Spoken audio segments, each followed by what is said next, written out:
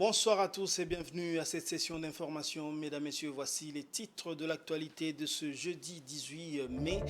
L'insécurité dans la commune de Maluku préoccupe au plus haut point les autorités. Les députés provinciaux sont allés à la rencontre du vice-premier ministre en charge de l'intérieur et sécurité pour lui faire des propositions afin de juguler le mal qui menace fortement la capitale. À l'international, au Cameroun, les petites et moyennes entreprises ont la cote. Le PME génère à elle seule 35% du produit intérieur brut et plus de 70% d'emplois. Bonsoir à tous. L'insécurité dans la ville de Kinshasa préoccupe au plus haut point les autorités tant nationales que provinciales. Les députés provinciaux de Kinshasa sont allés rencontrer le vice-premier ministre en charge de l'intérieur et sécurité, maître Peter Kazadi. La délégation des élus de Kinshasa, conduite par le président de l'Assemblée provinciale Godin Poi, a expliqué au VPM l'urgence de pacifier la commune de Maluku, théâtre des actes criminels de la part de la milice Mobundo. Je vous propose de suivre tour à tour le député Papi Epiana, élu de Maluku, Godin Poi, speaker de l'Assemblée provinciale, mais aussi le vice-premier ministre en charge de l'intérieur et sécurité, maître Peter Kazadi. L'Assemblée provinciale de Kinshasa a démontré de quoi nous ne sommes pas seulement les élus d'une commune, mais plutôt ils ont démontré de quoi ils voulaient accompagner la commune de Maluku, parce que la commune de Maluku fait partie de la ville de Kinshasa. Et nous remercions très sincèrement son Excellence pour tout ce qu'il nous a raconté ici et les promesses qu'il nous a tenues. Je crois qu'ils ne manqueront pas de sensibiliser notre population pour qu'ils arrivent déjà à avoir l'assurance et la garantie. Et que le déplacement des élus que nous sommes venus aujourd'hui par l'entreprise de notre président Paul Kadima, les Kinois savent bien que lui, il est très déterminé. Il ne donne pas l'accès pour que quelqu'un vienne faire n'importe quoi. Je crois qu'avec l'assurance que le VPM nous a donnée, nous ne manquerons pas de communiquer à notre population, de rester calme et de comprendre que dans les heures qui suivent, il y aura la paix telle que le chef a promis.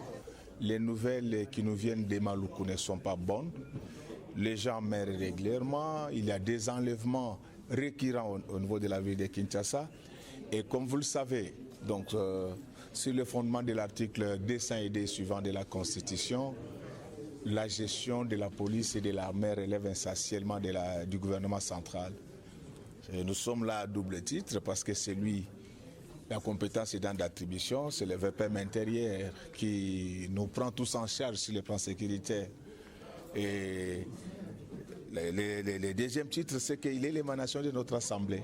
Et il sait mieux nous écouter que quiconque. Et nous croyons que tout ce qu'il a promis va se réaliser et que la population va retrouver la quiétude. Étant donné que nous sommes les élus de cette ville, chacun de nous a pris également l'engagement de sensibiliser la population pour que nous puissions avoir une ville calme. Ils m'ont posé les problèmes de l'insécurité qui règne à Kinshasa. Ils m'ont fait des suggestions, des propositions pour qu'ensemble nous puissions éradiquer ce phénomène, spécialement ce qui se passe au plateau de Bateke et dans une partie du Kwango à Komut. J'ai beaucoup aimé leur contribution. En tant que des leaders de la ville de Kinshasa, j'ai sollicité leur implication pour qu'ensemble nous puissions éradiquer ce phénomène qui fait mal à nous tous. Kinshasa abrite pendant 3 jours, soit du 18 au 20 mai, le colloque international de la justice constitutionnelle et le contentieux électoral organisé par la Cour constitutionnelle de la RDC. Les participants vont discuter sur la contribution de la justice constitutionnelle à l'état de droit et à la démocratie. Ces assises connaissent déjà la présence de plusieurs autorités, notamment le Premier ministre Sama Lukonde, qui a représenté le chef de l'État. C'est un reportage de Patience Lokeke et Blest Kouzola. Lancé ce jeudi sert de cadre de réflexion sur le rôle de la justice constitutionnelle dans la consolidation de l'état de droit et de la démocratie en RDC, étant un pays en plein processus électoral. Il est aussi question d'analyser la justice constitutionnelle comme une garantie juridictionnelle à laquelle la règle constitutionnelle s'impose à tous les pouvoirs, constituée comme une loi suprême de l'ordre juridique étatique. Le chef du gouvernement qui a ouvert ces assises s'est dit honoré de représenter le chef de l'État et pour lui, ces assises arrivent à point nommé et constituent une base pour le contentieux électoral. étant un pays en plein processus électoral, et ce après 3 cycles électoraux. Ces assises arrivent à point nommé et constituent une bonne base pour le contentieux à venir. Au nom de son Excellence, Monsieur le Président de la République, qui ne ménage aucun effort quant à l'établissement et à la consolidation de l'État de droit, à son continuel soutien au corps judiciaire et à son intérêt envers l'amélioration de la distribution de la justice en République démocratique du Congo. Je déclare ouvert le colloque international sur la justice constitutionnelle et le contentieux électoral. Prenant la parole à ces assises, Dieudonné Kamuleta, président de la Cour constitutionnelle, a salué le chef de l'État pour le fait qu'il accorde à la promotion de la justice constitutionnelle. Pour tous les juges de la Cour constitutionnelle de la République démocratique du Congo, de vous recevoir 3 jours durant pour réfléchir et partager les expériences de la justice constitutionnelle et sur les contentieux électoraux. C'est le doyen Louis Favorel qui disait « Les gouvernés n'acceptent plus de se prononcer qu'au moment des élections et de laisser les gouvernants libres de décider entre 2 élections. Ils veulent pouvoir contrôler ceci dans l'intervalle et le meilleur moment de le faire. Et la meilleure façon de le faire est de confier cette tâche à la justice constitutionnelle. » Ouvert ce jeudi 18 mai, ce colloque va se clôturer le samedi 20 mai prochain. À un peu plus de 2 mois de la tenue de 9e Jeux de la francophonie à Kinshasa, le chef de l'État Félix Tshisekedi a visité personnellement les différents sites qui vont abriter les compétitions sportives et culturelles de la jeunesse francophone. Le président de la République a été au stade des Martyrs et Tata Raphaël avant qu'il ne se rende à l'université de Kinshasa. Il était accompagné d'une importante délégation des responsables d'institutions. Les détails avec Fiston Oliko. Un peu plus de 2 mois de la tenue des 9e Jeux de la francophonie à Kinshasa, il y a nécessité de mettre les bouchées doubles pour que les livraisons d'infrastructures devant abriter ces Jeux puissent se réaliser en un temps record. Un défi majeur pour la RDC pays hôte. C'est pour se rendre compte de l'état d'avancement des travaux que le président de la République, Félix Tshisekedi, a fait les tours des sites de la compétition ce mercredi. D'abord au stade des Martyrs, où il a visité les 2 gymnases de 3000 et 2000 places en construction. À ce stade, il y a des travaux d'embellissement des lieux, la pose des gradins et l'installation de la climatisation qui sont en cours. Il en est de même de terrains de football et du stadium de basketball. Tout un défi, bien que les entreprises commises à la tâche soient optimistes sur le délai. Sur les sites de Tata Raphaël, les travaux avancent à grands pas, mais leur livraison à échéance reste aussi un très grand défi. Le village de la francophonie compte déjà le tiers des résidences attendues et pour finaliser le chantier, l'essentiel du matériel est stocké sur place. L'aire de jeu attend de recevoir la pelouse synthétique. À la dernière étape de la visite du chef de l'État, Félix Tshisekedi, c'était le campus de l'université de Kinshasa où les homes des étudiants qui vont accueillir aussi quelques athlètes en termes de logement sont totalement réhabilités et équipés. Le chef de l'État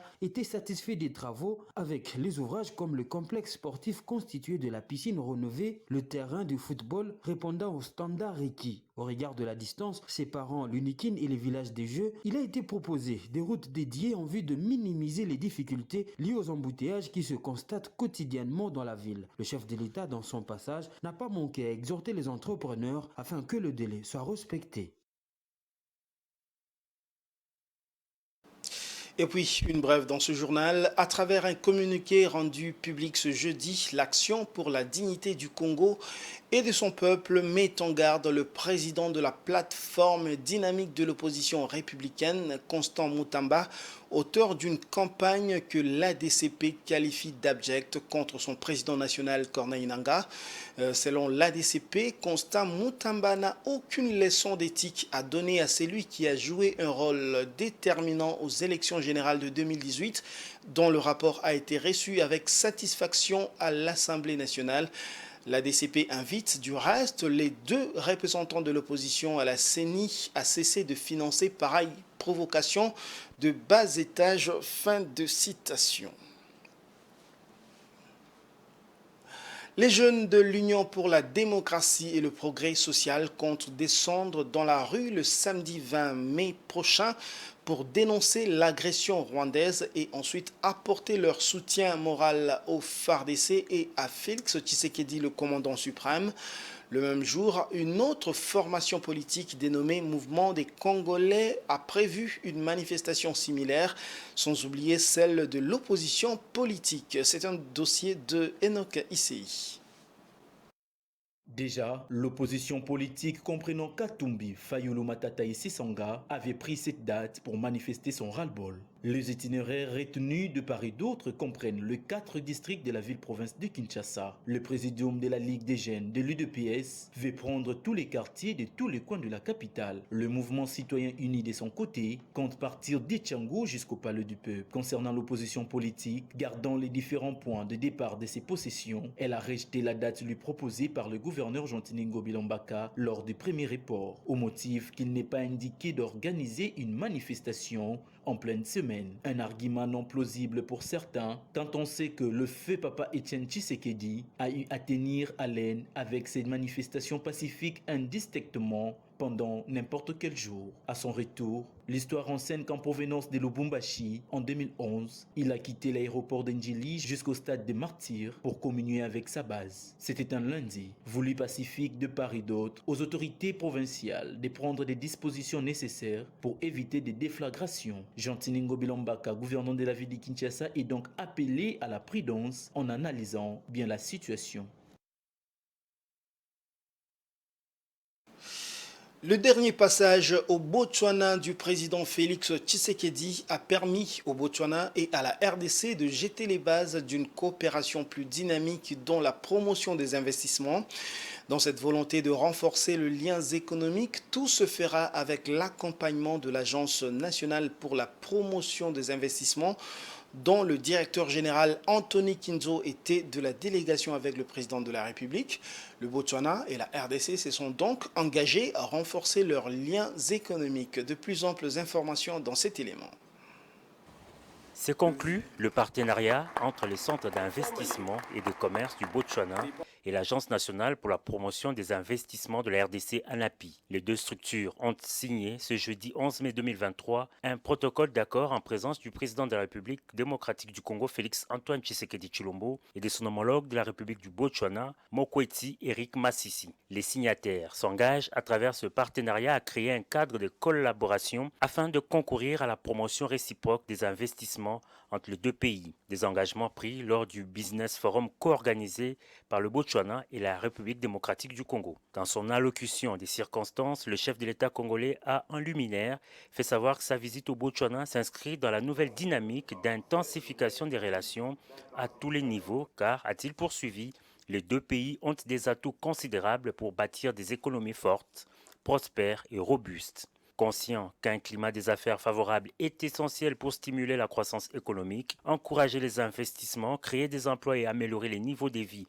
des populations, Félix Tshisekedi dit avoir décidé de créer des conditions optimales pour le développement de son pays et invite ainsi les opérateurs économiques botswanais à venir massivement investir en RDC et à nouer des partenariats mutuellement avantageux. Appel quasi similaire lancé par le président botswanais Mokgweetsi Eric qui a soutenu que la RDC est une destination d'investissement idéale. Il a de ce fait évoqué une coopération dans les secteurs de mines et du transport entre les deux États.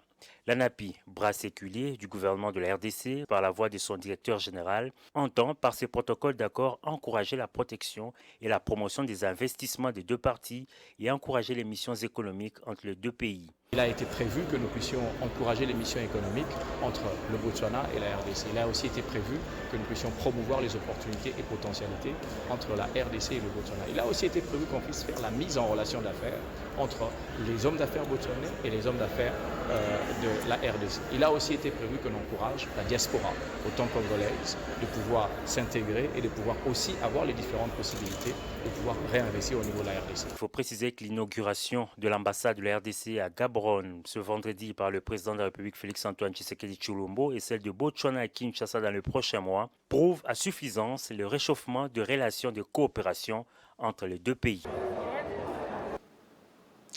L'actualité, c'est également en dehors des frontières congolaises.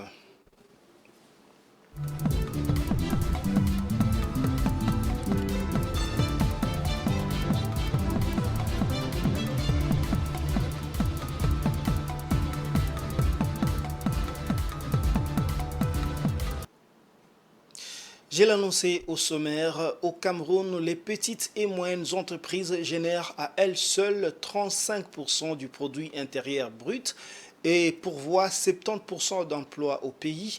Des données non négligeables que les autorités veulent revoir à la hausse pour stimuler la croissance nationale. Pour 2023, le gouvernement a statué sur un fonds de garantie de 200 milliards de francs CFA en faveur des PME pour l'accompagnement et la réalisation de leurs projets. Edouard Funda. Les PME au Cameroun se positionnent comme catalyseurs de l'économie nationale avec plus de 70% des créations d'emplois et plus de 90% du tissu de production du pays. Cependant, avec un environnement économique difficile, les petites et moyennes entreprises peinent à garder le cap, conscientes du fait que les PME devront constituer encore pour longtemps l'un des principaux piliers de l'économie camerounaise. Le Cameroun s'est engagé à mettre à disposition des PME un fonds de garantie de 200 milliards de francs CFA. Malgré la création en 2020 de plus de 14 000 nouvelles PME, en 2022, plusieurs d'entre elles ont dû fermer affectées par les différentes crises mondiales. Aujourd'hui, grâce à divers accords, notamment avec la Banque mondiale, la Société de promotion et de participation pour la coopération économique, le ministère des PME s'est dit prêt à satisfaire la demande locale des crédits sous présentation des projets de maturation. Faire du Cameroun une économie émergente entre 2020 et 2030 est la vision du gouvernement du Cameroun. Pour y arriver, différentes initiatives ont été prises selon Achille Basenekin III, ministre des PME, de l'économie sociale et de l'artisanat. Ces mesures visent à repenser l'accompagnement aux PME, aux TP et aux partenaires financiers qui jouent un rôle important pour la mobilisation des financements au Cameroun.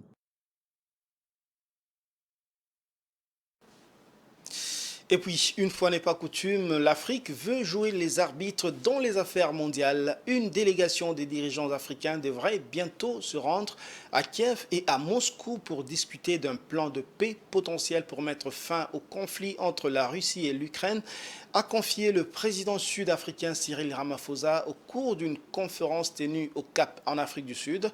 Prévenu en amont, les dirigeants de la Russie et de l'Ukraine seraient favorables à cette médiation. Edouard Funda. L'Afrique veut trouver une solution pacifique au conflit russo-ukrainien qui affecte négativement les peuples des deux pays et l'économie mondiale. Cette mission de paix menée par 6 pays, notamment la Zambie, le Congo-Brazzaville, l'Ouganda, l'Égypte et l'Afrique du Sud, pourrait se rendre dès que possible à Kiev et à Moscou, a confié le président sud-africain Cyril Ramaphosa lors d'une conférence de presse tenue le 16 mai 2023 au Cap en Afrique du Sud. Selon le président sud-africain, les présidents russes et ukrainiens ont accepté de recevoir la mission de paix. A noter qu'en juin 2022, le président sénégalais Macky Sall, alors président en exercice de l'Union africaine, s'était entretenu avec son homologue russe Vladimir Poutine à Sochi en Russie pour une accalmie et la libération des stocks de céréales et de fertilisants au profit des pays africains. Le président bissau-guinéen Umaro Sissoko Embalo, président de la communauté économique des États de l'Afrique de l'Ouest, s'était également rendu à Kiev et à Moscou en octobre 2022 pour une médiation africaine entre les deux parties. L'Afrique, qui entend jouer sa partition dans les affaires internationales, relance ses initiatives de paix, cette fois à travers cette mission annoncée des 6 États. Place à présent à la revue de presse.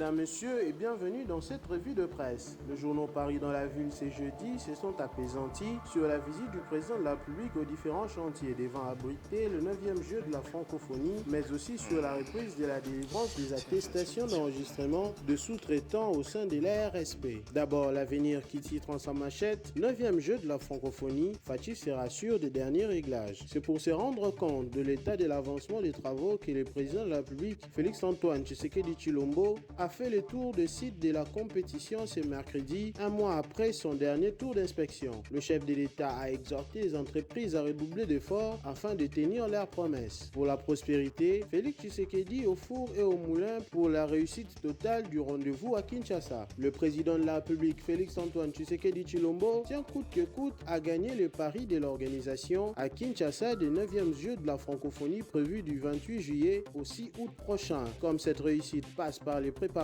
il s'est personnellement rendu sur les sites qui vont accueillir ces Jeux mercredi 17 mai 2023 pour palper du doigt l'état d'avancement des infrastructures. Pour cette deuxième itinérance sur les chantiers dédiés aux Jeux de la francophonie, le président de la République avait à sa suite le Premier ministre Jean-Michel Samaloukonde, le ministre des Sports François Kaboulot, le ministre de la Communication et Médias Patrick Mouyaya et le directeur Isidore Kwanja Ngembo. Pour ce qui est de la RSP, Forum des As parle de la reprise de la délivrance des attestations d'enregistrement. Les sociétés sous-traitances d'activités publiques en RDC peuvent de nouveau solliciter et obtenir leurs attestations d'enregistrement des sous-traitants auprès de l'organe attitré, l'autorité de régulation de la sous-traitance dans les secteurs privés ARSP en sigle. L'annonce a été faite par les patrons de l'ARSP, Miguel Cachal-Katem. Pour le journal qui titre en ces termes, l'ARSP reprend la délivrance des attestations d'enregistrement d'une durée de 3 ans. Les sociétés sous-traitantes d'activités publiques en RDC peuvent de nouveau solliciter et obtenir leur attestation d'enregistrement de sous-traitants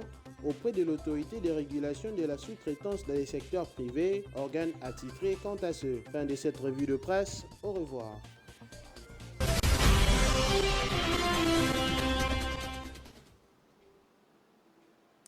C'est la fin de cette édition, mais avant de la boucler complètement, le rappel de différents titres. L'insécurité dans la commune de Maluku préoccupe au plus haut point les autorités.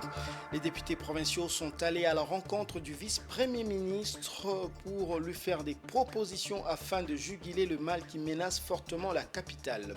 Et puis, à l'international, vous l'avez suivi, au Cameroun, les petites et moyennes entreprises ont la cote. Le PME génère à elle seule 35% du produit intérieur brut et 70% d'emplois.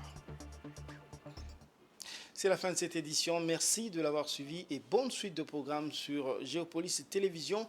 Restez scotchés car dans les minutes qui suivent, vous allez suivre le match Séville-Juventus, comptant pour la demi-finale retour de la Ligue Europa avec au commentaire Blest Kuzola.